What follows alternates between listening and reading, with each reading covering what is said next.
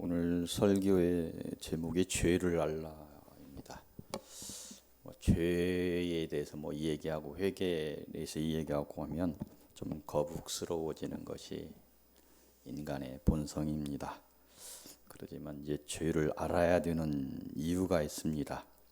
그래서 주관적으로 어떤 죄의식에 막 정죄 당하고 죄의식에 빠지라는 것이 아니고 자기 자신을 객관적으로 볼 수 있는 훈련을 해야 된다는 거예요.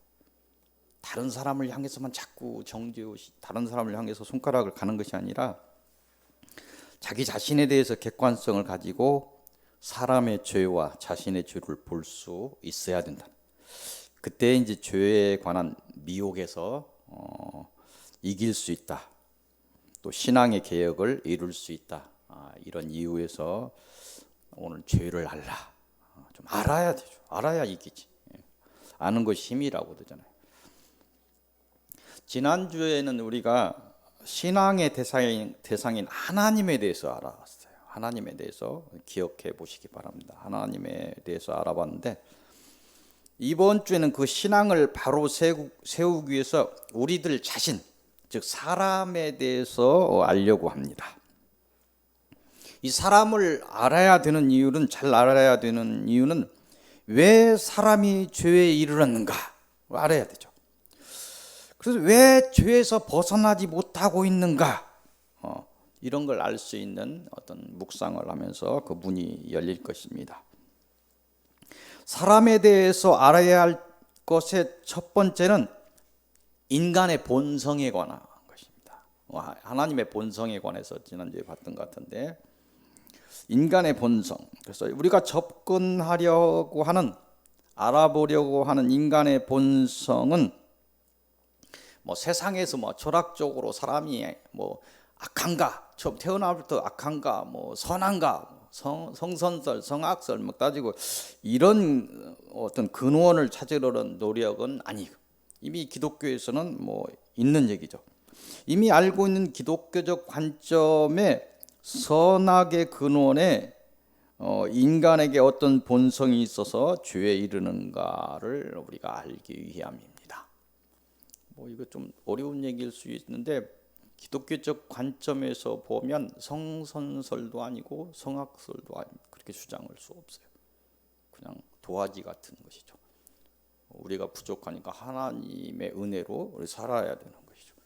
근데 하나님의 은혜로 살아야 되는데 사단이 들어와 버린 것이죠. 그래서 악하게 내려온 것이죠. 처음 태어날 때 악하다, 그거 아니잖아요.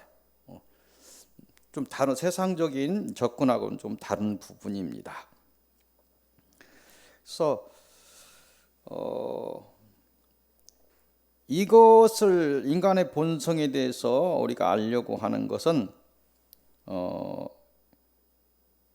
결국 이걸 알게 된다면 하나님 앞에 인간은 어떤 존재인가를 알게 될 것입니다. 좀 지난주에도 어려운데 자꾸 이렇게 어려운 얘기도 들어야 돼요. 우리가 좀 고민도 해야 되고, 먹는 것도 좀 거친 음식도 좀 먹어야 됩니다. 그냥 입에 넣는데 다 녹아 들어가는 그런 것들은 거의 몸에 안 좋을 가능성이 많이 있어요. 그래서 인간이 하나님 앞에서 어떤 존재인가를 알아야 되는데, 이를 알기 위해서 중요한 인간의 본성 중에 한 가지는 인간의 유한성입니다. 지난주에 하나님의 무한성에 대해서 봤죠. 인간의 유한성에 대해서 알아야 된다. 이 인간의 유한성, 한계가 있는 그 유한성은 죄에 관련한 인간의 권세의 유한성을 지금 얘기하는 것입니다. 어떤 권세의 유한성. 이 유한한 권세로 인해서 스스로 죄에서 자유로울 수 없음을 우리가 알아야 한다. 우리 약하다는 거예요. 죄에 대해서 그걸 이길 만한 그런 것이 한계가 있다는 것입니다. 그래서 즉 인간은 이 유한한 권세로 인해서 하나님의 권세에, 그 무한한 하나님의 권세의 도움을 받아야 하는 존재임을 알아야 한다.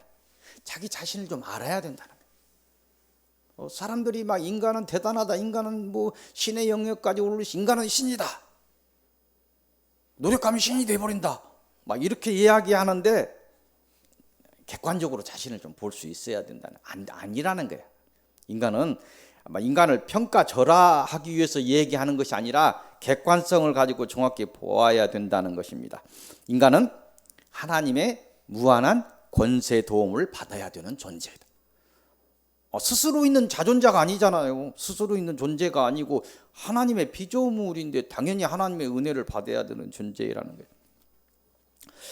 기독교적 관점의 인간의 죄가 이 하나님의 도움을 거부하고 스스로 죄를 다스릴 수 있다는 그런 교만, 내가 선도 알고 악도 할 수 있는 그런 지혜를 가지고 있고 모든 걸 할 수 있다, 이런 교만에서 이 죄가 시작되었다는 것을 아셔야 됩니다. 이 인간의 유한한 권세는 사단의 종으로 전락했죠.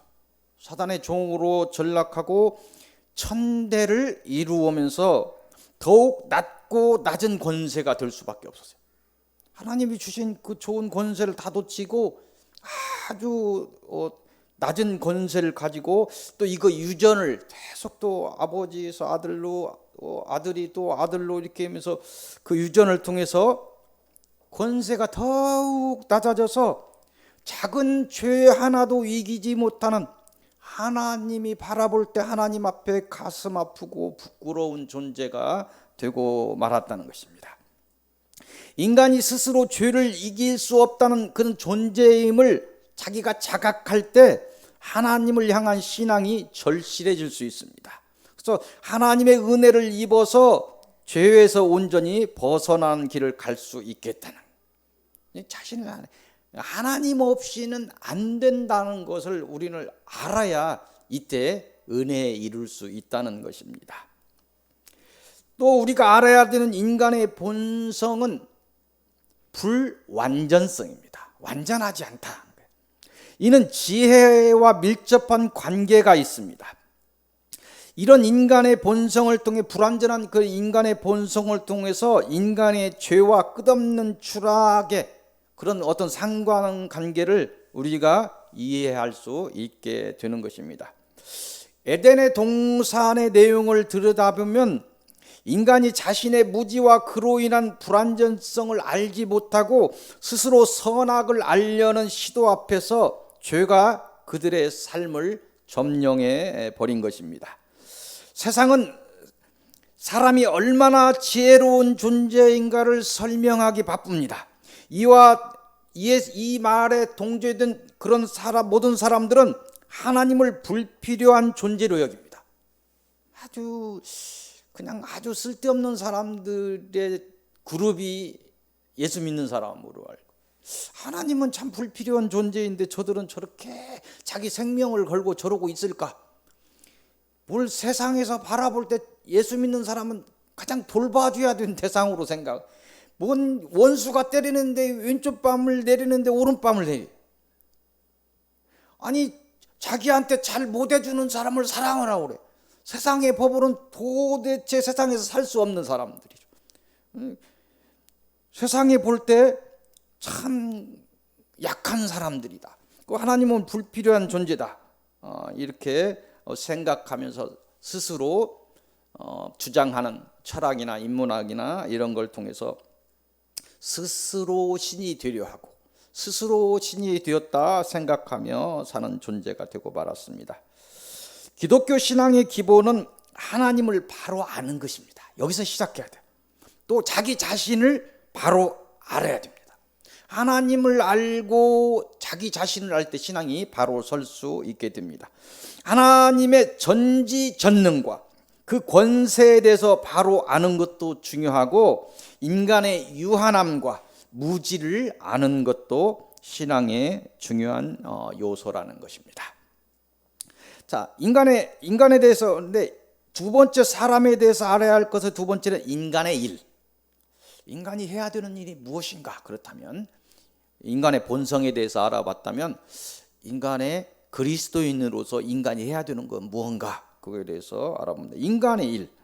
이는 하나님이 원하시는 인간의 일, 또 하나님의 자녀로서 당연히 해야 되는 일, 이것은 무엇인가 하는 것입니다. 그래서 두 번째 단락의 그 첫 번째 작은 소재는 하나님이 원하시는 일에 첫 주제는 사람을 섬기는 거예요. 하나님이 우리를 향해서 무엇을 말씀하시냐면 너희가 할 일은 무엇이냐 할 때 사람을 섬기는 것, 그것이 하나님이 원하시는 일이고 우리가 해야 될 일입니다. 이 사람을 섬기는 진정한 목적은 어디 있냐면 전도에 있습니다. 전도를 위해서 사람을 섬기는 거예요. 도를 위해서, 이 생명의 도를 위해서. 사람을 섬기는 모든 과정은 사랑이 기본이 되어야 됩니다. 그 과정은, 목적은 전도에 있고 그 과정은 사랑이라는 거예요.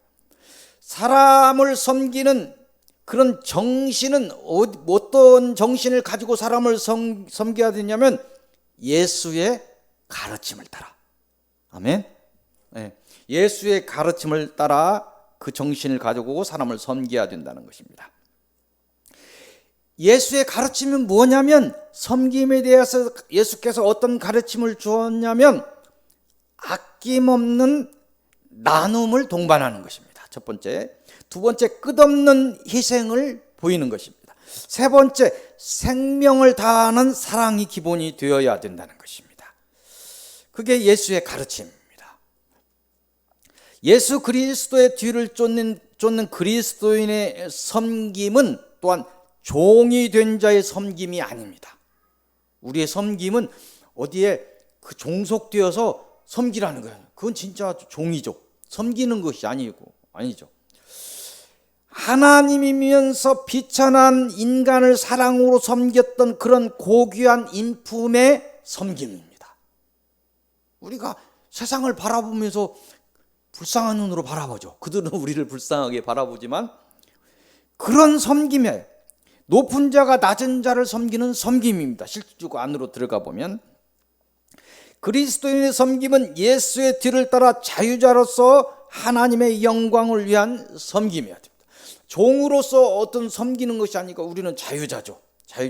사단으로서 벗어난 그 자유자인데, 그런 섬김이란 한 발 한 발 하나님의 생명의 빛을 드러내는 섬김의 그런 사명 감당 위에 하나님의 마지막 은혜는 여러분에게 끝없이 다함이 없이 임할 것입니다.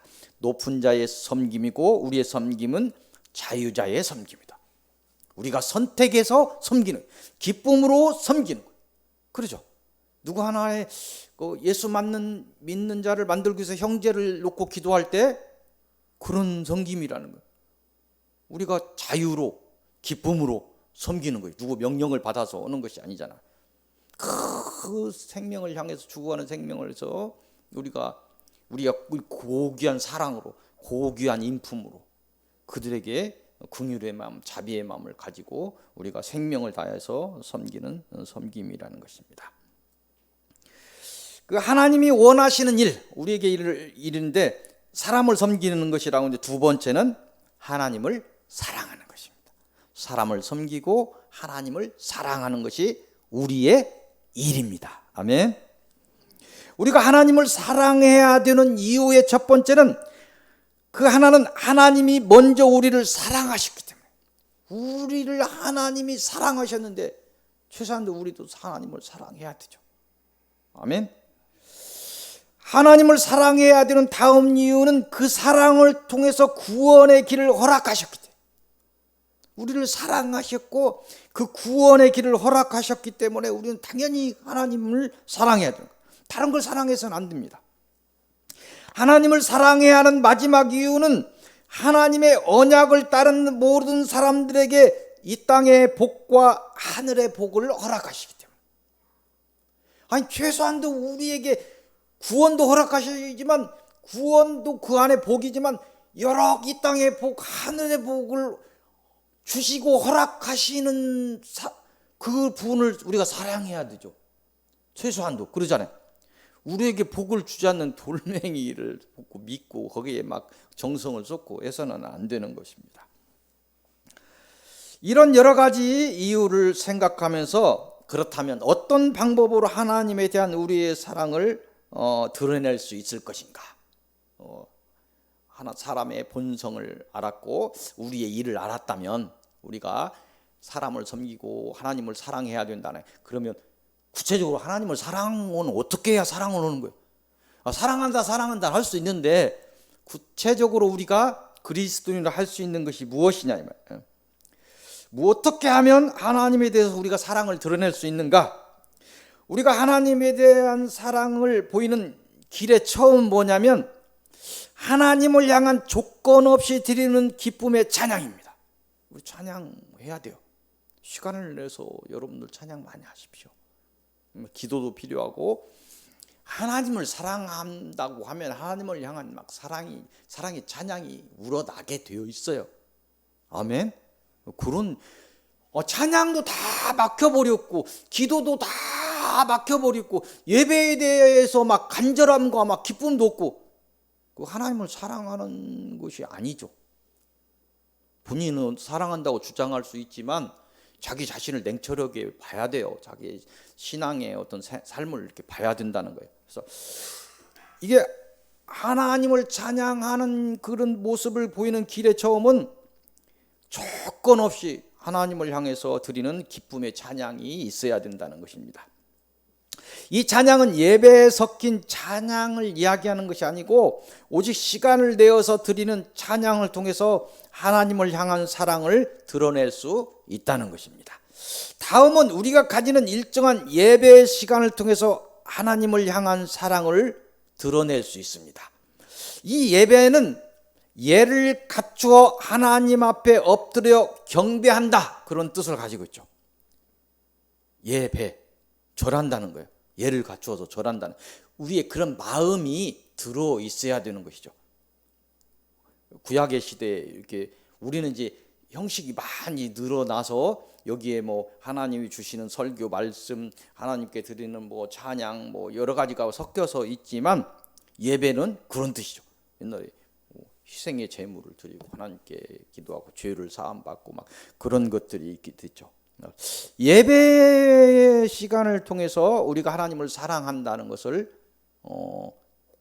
보일 수 있다는 거예요. 예배의 중요성이 굉장히 중요한 것이죠.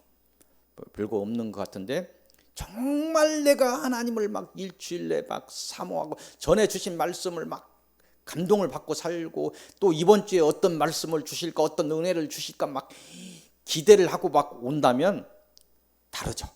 우리의 언행이 다르죠. 앉아있는 그 자세가 다르죠. 한 말씀 주실 때 막 내 말씀으로 아멘 할 때 막 그 어떤 은혜가 내려올 건지 여러분들은 잘 아셔야 돼요. 굉장히 중요합니다. 자신이 얼마큼 자세를 갖고 하나님이 안 주시는 것이 아니고 하나님은 다 준비되어 있고 막 내려가려고 하는데 뭔 길이 열려야 내려오죠. 마찬가지죠.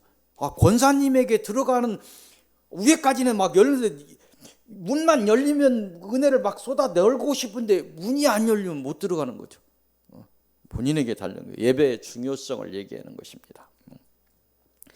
마지막은 특별히 시간을 내서 하나님과 소통하는 기도의 시간을 통해서 하나님을 향한 사랑을 드러낼 수 있습니다. 이는 기도는 기도는 어떤 기도여야 되냐면 어떤 기복의 조건을 걸지 않고 드리는 하나님을 향한 고백의 시간들을 의미합니다. 그래서 박 목사 이렇게 기도하고 마지막에 도면 너무 감사하죠. 그래서 그 사명을 감당함에 있어서 절대 신뢰, 절대 순종, 절대 복종의 자세로 하겠다고 소원을 드리고 하나님을 찬양합니다. 오직 거룩하신 하나님의 이름을 찬양합니다. 모든 영광을 하나님께 돌립니다. 기도의 끝에 그게 나와요. 제 기도의 끝은 그 기도의 결국은 뭐 소망하는 것도 이렇게 기도하지만 소망하는 건 뭐 거의 뭐 서익교회 성도를 놓고 기도합니다 하고 방언으로 기도하니까 하나님이 어떤 기도를 끌고 가시는지 모르죠. 기복이 기도는 막 하진 않죠. 뭘 위해서 막 하나님이 주시는 거예요. 뭐 이거 주시면 이걸로 감사, 저걸로 주시면 그 복에 따라서 가는 거지. 막 이걸 조건을 달아서 이거 해주세요, 저거 해주세요. 그런 기도는 하지 못하죠. 이런 기도의 시간을 통해서 찬양과 예배와 기도를 통해서 하나님을 사랑한다는 것을 우리가 드러낼 수 있다는 것입니다. 중요합니다. 하나님을 바로 아는 것도 중요하고 자신을 객관적으로 바로 아는 것도 신앙의 결실을 이루는데 중요하다는 것을 여러분들 아시기 바랍니다. 깨달아서 하나님 앞에 겸손하시고 하나님의 은혜를 입어 죄를 이기고 거룩함과 의에 이르시기를 바랍니다. 성경을 통해서 서론의 말씀을 봅니다. 이어서 여호수아서 7장을 보겠습니다. 여호수아서 7장 1절에서 26절까지를 봅니다. 이곳을 통해서 주시는 말씀은 범죄하지 말라. 범죄하지 말라.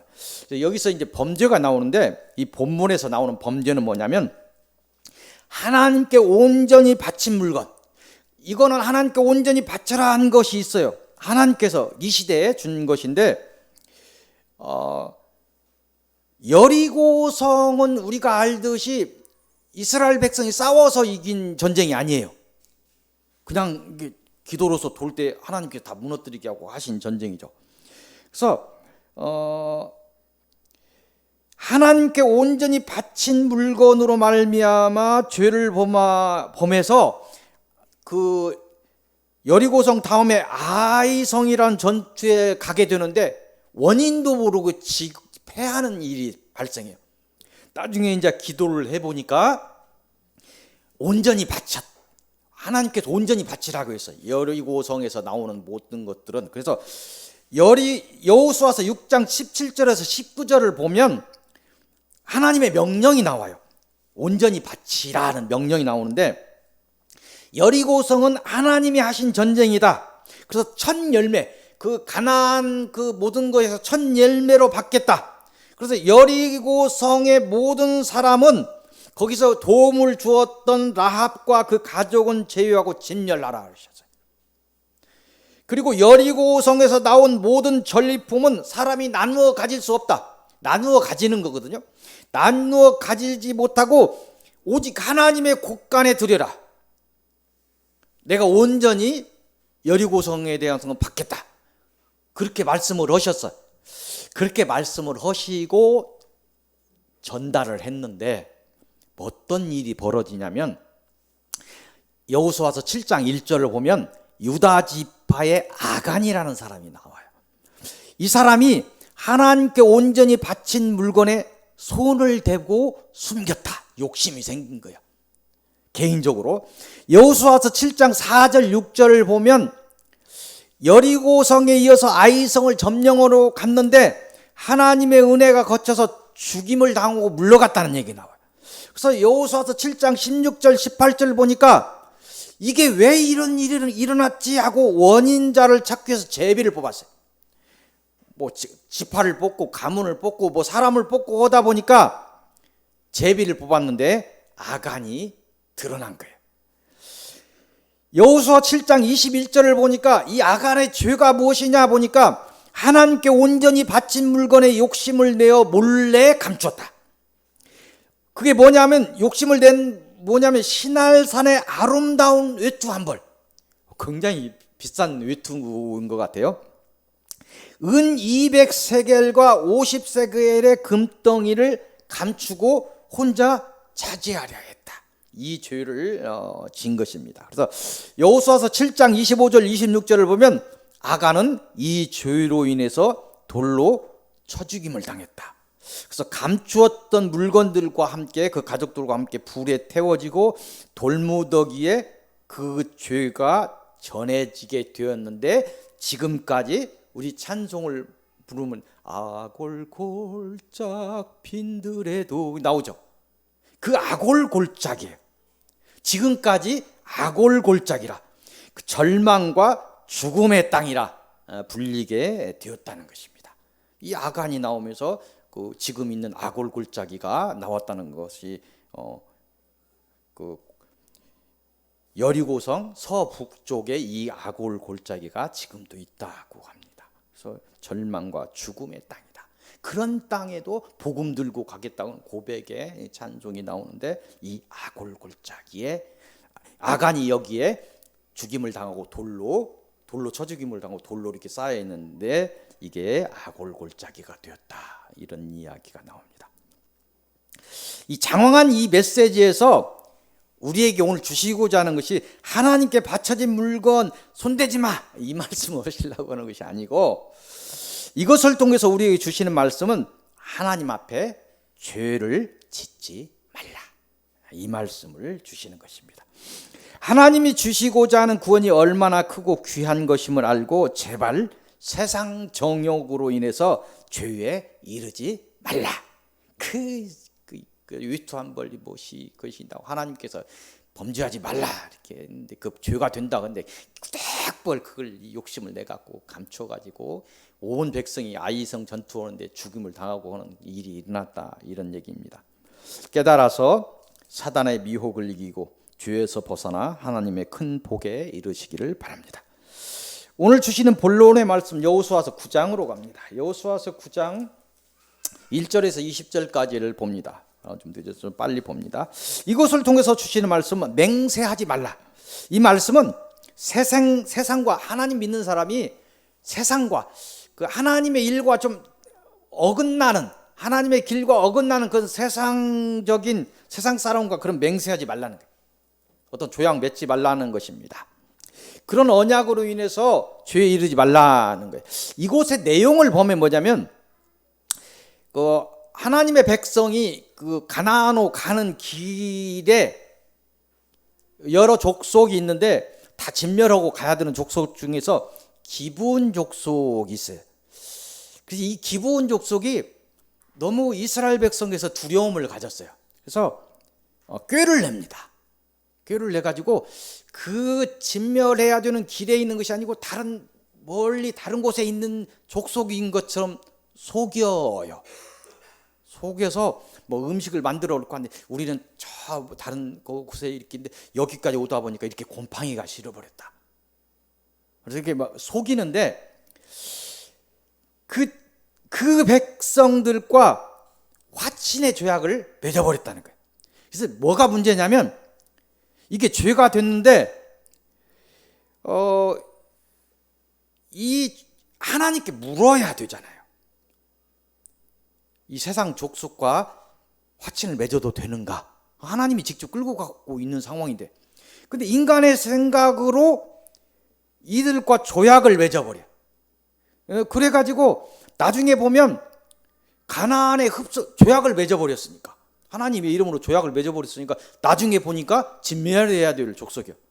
근데 한번 조약을 맺어버리니까 어떻게 하지 못하고 가나안에 흡수되어서 그들의 어떤 죄의 온상이 되었다는 것입니다. 이 죄악을 맺음으로 인해서 스스로 하나님을 웃지 않고 맺음으로 인해서 세상 족속과 죄악을 맺음으로 해서 하나님의 명령을 어기게 되었으므로 죄가 되었다, 이런 이야기, 전체적인 이야기가 그런 것입니다. 이런 맹세를 통해서 이 시대에 주는 메시지가 있습니다.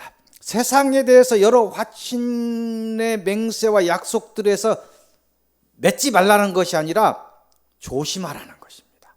우리에게 오는 것은 조심하라는, 이런 약속과 맹세들로 인하여 하나님의 복을 놓치는 어리석음에 이를 수 있다는 것입니다. 믿는 자는 어떤 경우에도 하나님의 이름으로 맹세하는 일이 없어요.